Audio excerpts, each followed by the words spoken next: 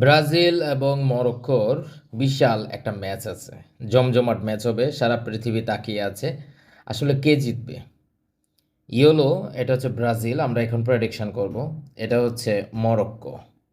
Ashraf Hakimi versus Neymar team. আসলে কে জিতবে আপনাদের কাছে কি মনে হয় আপনারা কমেন্টে জানাতে পারেন। আমরা এখন একটা প্রেডিকশন করব, এখান থেকে দিয়ে তারপর ছেড়ে দেব। তারপর আমরা দেখব আসলে ঠিক এই জায়গাটাতে আসলে ব্রাজিল যায় নাকি মরক্কো যায়।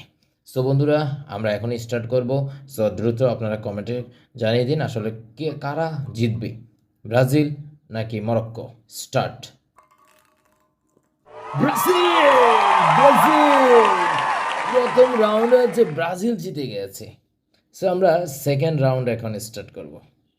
সেকেন্ড রাউন্ড, ওকে, সেকেন্ড রাউন্ড স্টার্ট।